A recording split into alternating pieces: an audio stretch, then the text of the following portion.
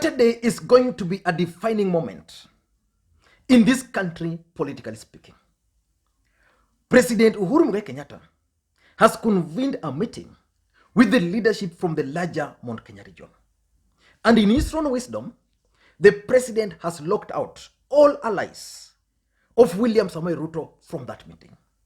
Which means, politically speaking, that the president has finally decided to pursue his political interests minus the allies of his deputy William Ruto. And in their response to the president's move, 41 members of parliament, senators, and women rep allied to William Ruto from the larger Mount Kenya region sat down and penned a letter to the president. In this video today, I want us to go inside that letter and dissect it into pieces. But before we do that, if you're watching this video for the first time, please take a second or two and click the subscribe button so that next time we produce a video like this, YouTube will automatically notify you. And to the subscribers of this channel, I want to thank you so much. I'm now happy that we are past our target of 100,000. It was only possible because of you guys. I want a favor from you today again. Please just give this video thumbs up so that it can be promoted. We get new subscribers. Now let us get back to the issue. 41 members of parliament, senators, and women rep from the larger Mount Kenya region, I'm just trying to get their details. I had somewhere here. Penned a letter to the president. And that letter, which is 13-page letter, is very detailed. And they are raising several issues with the president. And I'm not going to go in all those issues. There are actually almost 11 issues. Let me just go through some of the issues they are talking about. They are talking of development agenda. They are talking of economic ruin. They are talking of guaranteed minimum return. They are talking of politics of deceit and betrayal. They are talking of Railrodinga. They are talking of political persecution. They are talking of threats of violence. They are talking of political assassination. They are talking of Mululu, the president's speech there.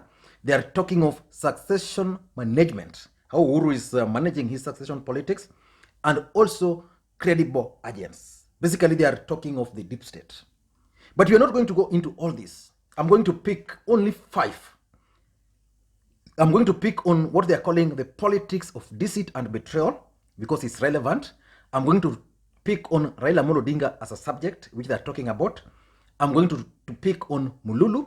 I'm going to pick on succession management and probably credible agents. The rest, probably I'm going to post the whole letter I'm going to put the whole letter in the description section of this video. Now let us get back to the real analysis. Let's begin the real analysis.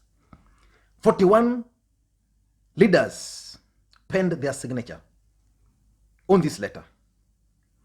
So we are talking of 41 members of parliament, senators, and women rep. How many members of parliament, senators, and women rep do we have from the larger Mount Kenya region? I did my maths. And my maths is arriving at around 89. It could be more or less. My calculation is arriving at 89 leaders, senators, women rep, and members of parliament. 20 of them means we have a senator, we have a women rep. I used around 10 counties. I'm talking of Nyeri, which has 6 members of parliament, Muranga, 7 members of parliament, Kirinyaga, 4 members of parliament, Kiambu, 12 members of parliament, Embu, 4 members of parliament, Meru, 9 members of parliament, Tharaka Nithi, 3, Laikipia, 3, Nakuru, 11, but I'm using 9 because there are 3, the Kurusoi and Rongai, you can't count those. And then Nairobi, I'm using around 12. So those figures gives me 89.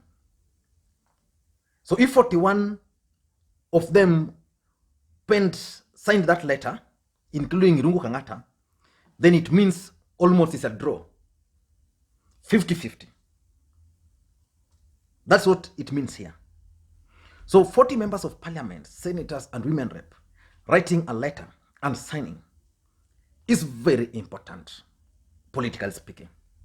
Now let us get into this letter. This letter, dated today, it's addressed to His Excellency President Uhuru Kenyatta.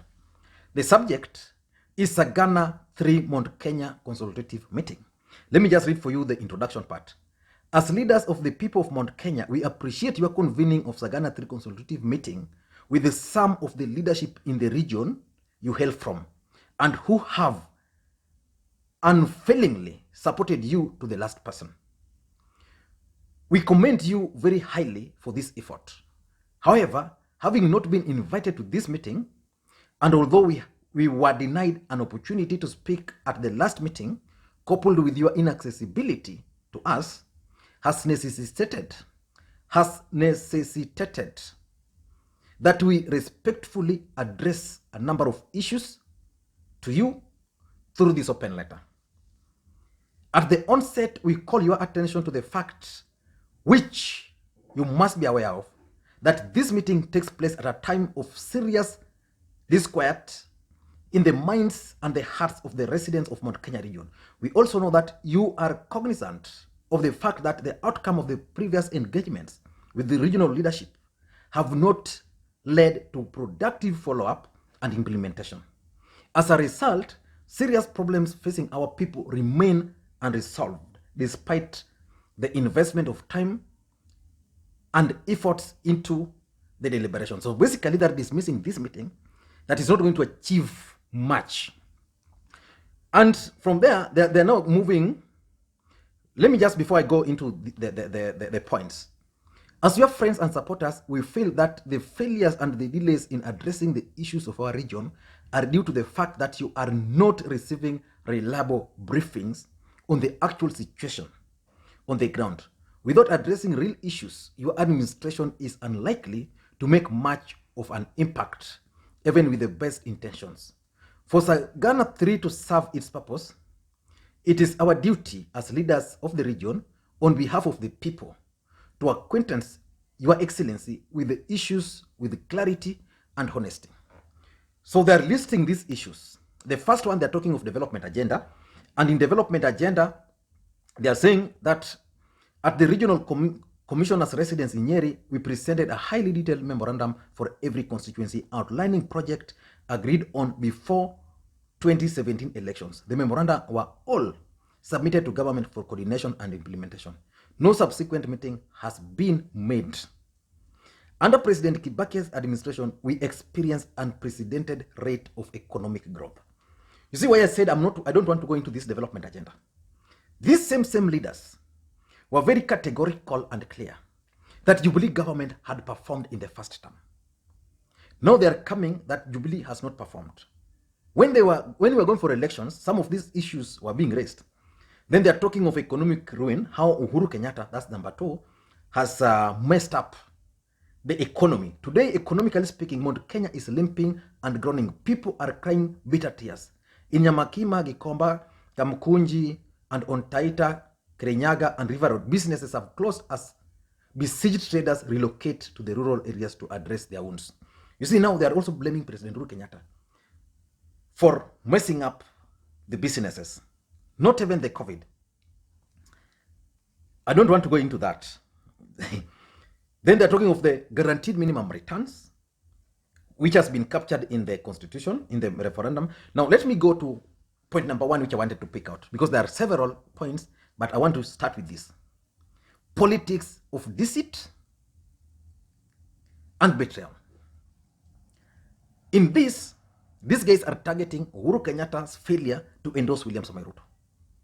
They are saying, Your Excellency, and His Excellency, the Deputy President, Honorable William Ruto, set out to end the politics of division and conflicts, ethnicity, balkanization, deceit and betrayal, and formalized this shift through the covenant which inaugurated the Jubilee movement.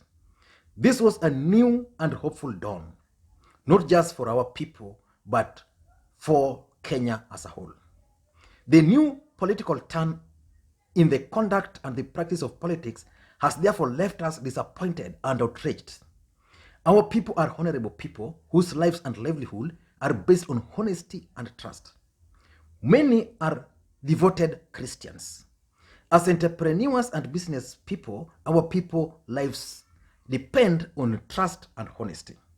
The new political agenda propounded by a factions publicly allied to you, which seeks to normalize treachery, dishonesty, deceit, and betrayal as the defining trait of our region and people is tragic, dangerous, and unacceptable.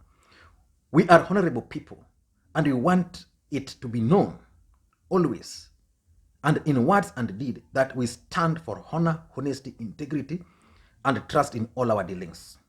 Another dismaying turn in our politics is the frequent use of abusing disrespectful language against our people and their leaders. Recent unacceptable outbursts have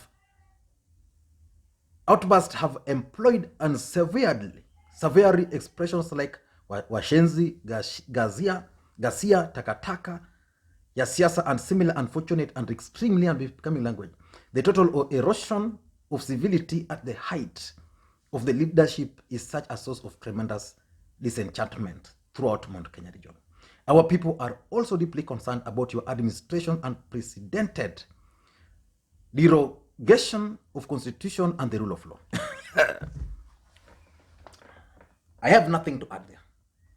These guys are now lecturing President Uhuru Kenyatta. They are saying that the people of Mount Kenya region, people who have been known never to have supported any other individual, are honest and trustworthy individuals. I don't want to dispute, because even on this channel, I want to be honest. On this channel, I've learned a lot about the Kikuyu people. They are honest.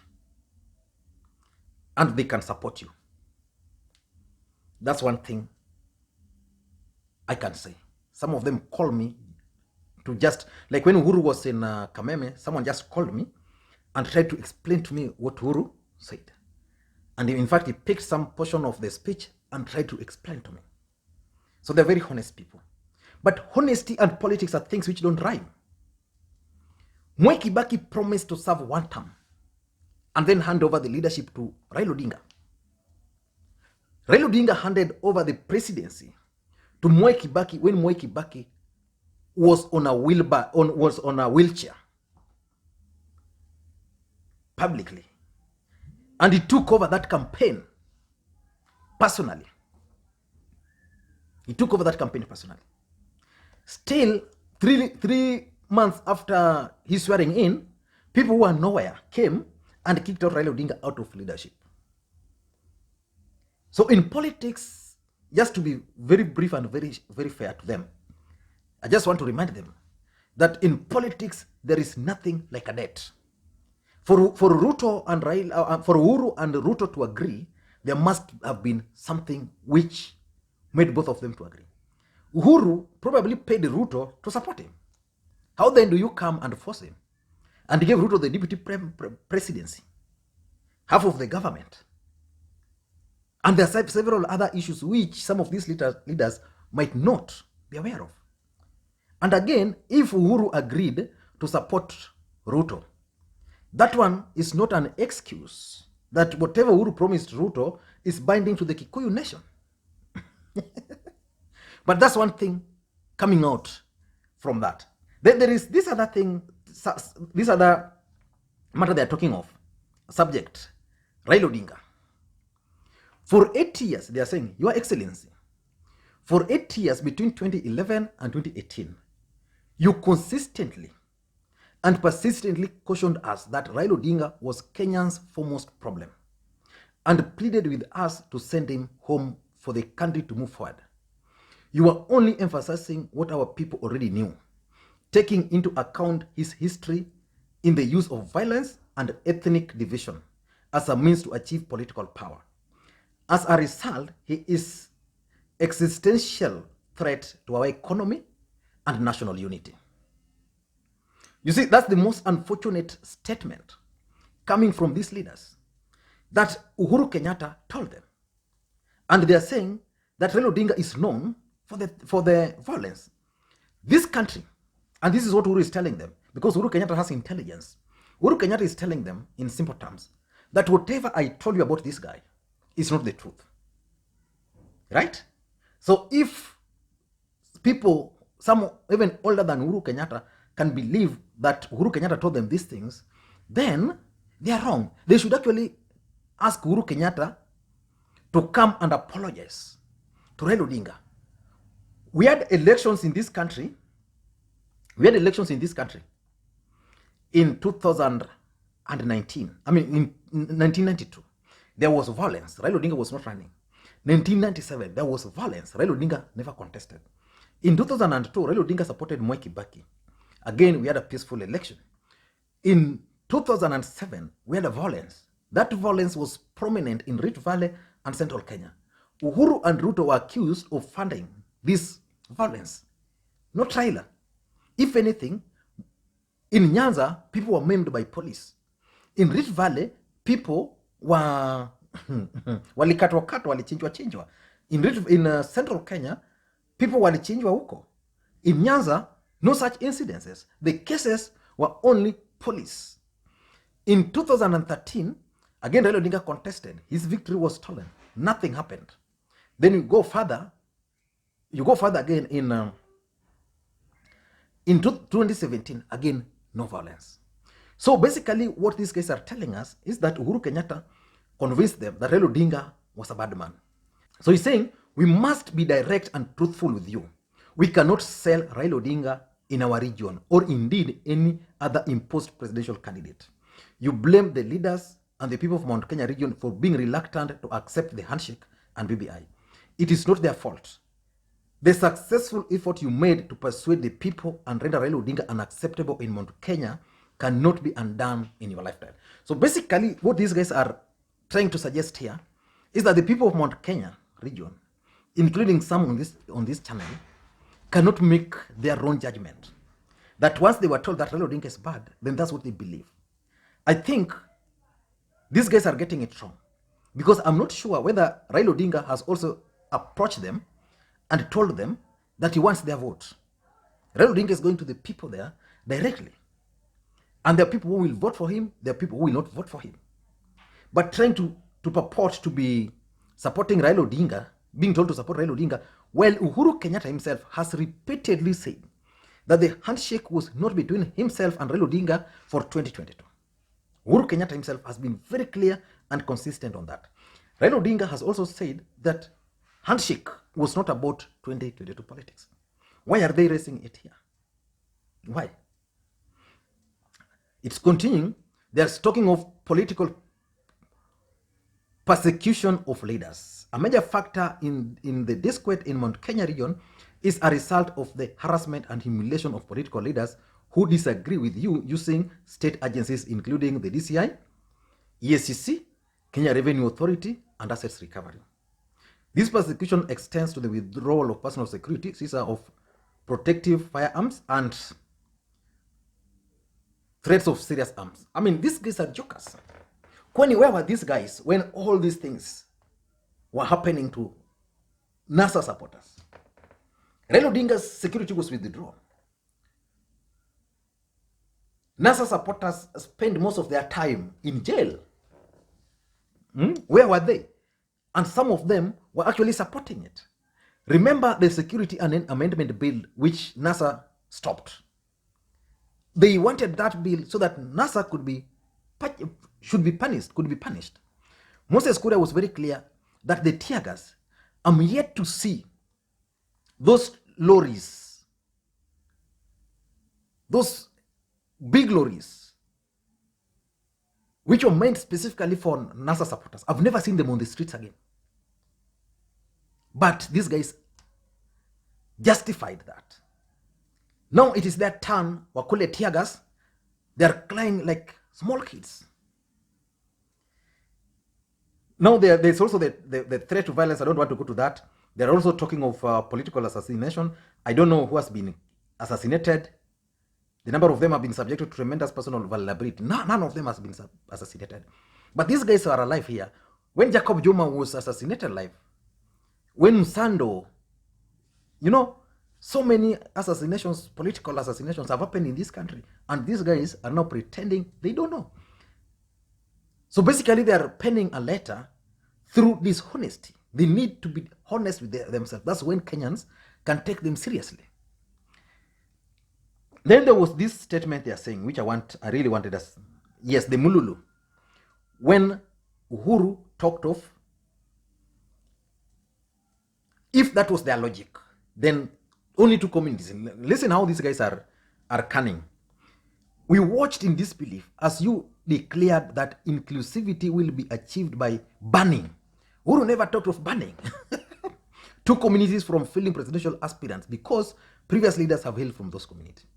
Uhuru never said that. These guys are very clear that dynasties have ruled this country. That, in fact, Ruto made it very clear that even Moses Wetangula's father was a chief, and therefore is a dynasty and should not be allowed to lead. Because people are now saying, what about Moses Wetangula? It's not a dynasty. He went further and said Moses Wetangula's father was a chief. When he was asked about Kalonzo Musyoka, that's the only time he could not respond. So Uhuru Kenyatta was asking them, if you're blaming the families for all the problems in Kenya, then can we now put it together and blame the tribes? So it means that statement by Uhuru Kenyatta really hurt these people. We believe that Kenya is an equal opportunity republic where any person can rise to the pinnacle of their ambitions lawfully through hard work. People are raising their children to aspire for the highest possibilities in this country and in the world. To insinuate that Kikuyus should not aspire for the presidency because others have been president is unfortunate, insulting, and selfish. We call on you to use this meeting to reflect and withdraw these unfortunate and ill-considered utterances. So I think Uhuru Kenyatta did good, if you ask me. Uhuru Kenyatta did good by raising that issue. It has pricked them to an extent that today, these same guys are trying to redefine the meaning of their dynasty versus hustler narrative, which basically meant that if your father was a president, you should not become a president. If your father, like Railrodinga's father, was a vice president for 8 years, then you should not. The mere fact that William Ruto has been the deputy president for the Republic of Kenya for 8 years, then his son Nick should not contest, because then it's a dynasty. In fact, Kenyans were asking, if that's the case, then why was Ruto's children being allowed or appointed to those positions? A lot of things. They are also coming on succession management, and they are saying, in these final months of service as president, your succession is a matter of great public importance. You are faced with two scenarios that calls for astute calculations and wise considerations. Fortunately, you have been a key participant in both historic transitions. The first strategic choice is the Nyayo choice. In 2002, President Moi used state powers and resources to impose you as his chosen successors. Leaders were pressured, bribed, threatened, and intimidated into supporting your imposed candidate. The result was mass revolt by the people and their leaders. What these guys are not telling Uhuru Kenyatta is that Kenyans never revolted about Uhuru Kenyatta in 2002. In 2002, Kenyans wanted KANU out of power. Because in 1997 and 1992, Kenyans actually rejected KANU. That's a fact. But Moi used divide and rule. He ruled using 35% of the votes. And that's why in the constitution, it was placed as 50 plus 1%. Then that's the only time you can claim to have majority. Moi was ruling this country with 30% of the votes. So he's dividing Kikuyus, sponsoring Kibaki and Matiba. Then Luos and Wamalo on the other side. Credible alliance. He's saying a number of us had the good fortune to serve when Honorable Kibaki was president. Owing to pressure of work, leaders could not access him often.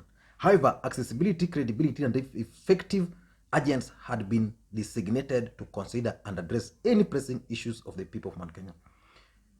Honorable John Michuki, Honorable Njenga, Karume Francis Mudhaura, J.B. Wanjui, and Stanley Waruge were trusted lieutenants with capacity to represent the president effectively in any forum.